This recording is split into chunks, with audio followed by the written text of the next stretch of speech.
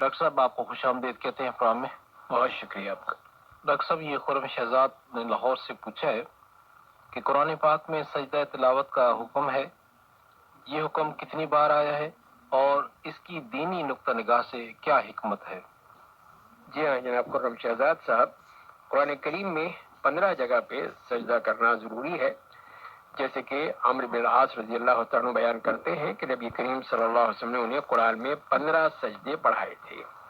ان میں 3 مفصل اور سورہ حج میں 2 سجدے ہیں.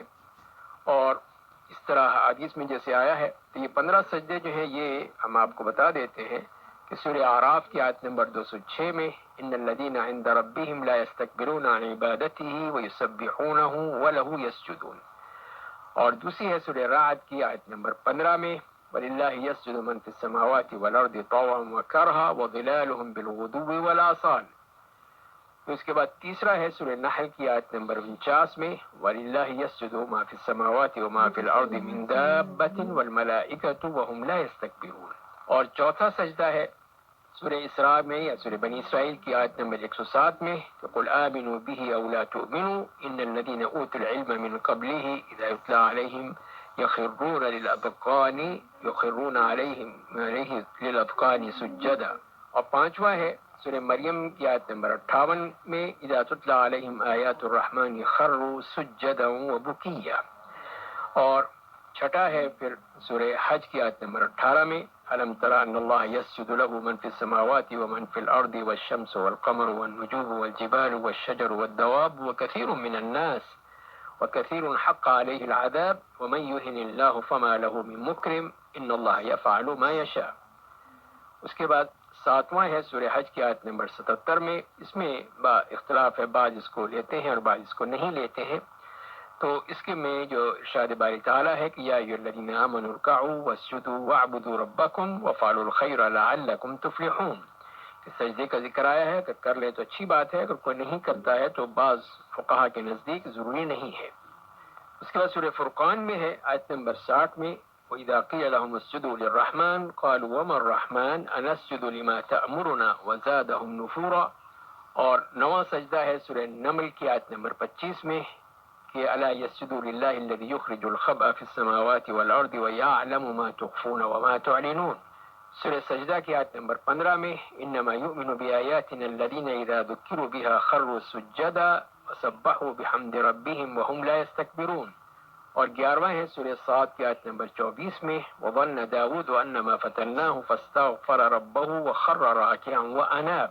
اور 12واں ہے سورہ فصلت کی آیت نمبر 37 میں ومن آیاته الليل والنهار والشمس والقمر لا تسجدوا للشمس ولا للقمر واسجدوا لله الذي خلقهن إن كنتم إياه تعبدون. 13واں ہے سورہ نجم کی آیت نمبر 63 میں فاسجدوا لله واعبدوا. اور 14واں ہے سورہ انشقاق کی آیت نمبر 21 میں وإذا قرئ عليهم القرآن لا يسجدون. اور آخری ہے جو 15واں وہ سورہ علق میں آتا ہے کلا لا تطعه واسجد واقترب. تو یہ ہیں وہ سجدے ہیں 14 یا 15 جیسے کہ میں نے عرض کیا. تو اسی لیے پھر وہ اس میں بعض فقہا نے جیسے کہ سورہ حج کے دوسرے سجدے کے بارے میں اختلاف ہے کہ اس پہ کوئی صحیح حدیث میں نہیں ہے. تو بہرحال یہی ہے کہ جتنی بھی اس قسم کے سجدے آئے ہیں تو اس میں سجدے کا ذکر ہونے کی بنا پہ ہمیں کہا گیا کہ ہم اس میں بھی سجدہ کریں. جبکہ سجدے کا ذکر آ رہا ہے تو سجدہ کرنے کا حکم آتا ہے. اور خاص طور پہ اس لیے بھی کہ جب ابلیس کو سجدے کا حکم دیا گیا اور اس نے نہیں کیا تو اللہ تعالیٰ کے ہاں پھر وہ اس کو دھتکار دیا گیا، وہاں سے نکال دیا گیا اور انسان نے سجدہ کیا. تو یہ انسان کی خصوصیت ہے ابن آدم کی کہ وہ اللہ کو سجدہ کرتا ہے. تو لہذا ہمیں پھر اسی سجدہ کرنے کا حکم دیا تاکہ ہم اللہ تعالیٰ کے اس حکم کے مطابق اس سجدے پر عمل کریں. تو لہذا اس میں ہمیں خیال رکھنا چاہیے کہ جب بھی ہم تلاوت کریں یا تلاوت سنیں تو اس کو سجدے کو ضرور کریں. بہت بہت شکریہ ڈاکٹر سہیل حسن صاحب، آپ معروف عالم دین، سابق ڈائریکٹر جنرل دعویٰ کیٹمی. آپ نے سامعین کے سوالات کے جوابات قرآن سنت کی روشنی میں دیے. اپنے میزبان گلزار حسین کو اجازت دیجیے گا. اللہ نگہبان.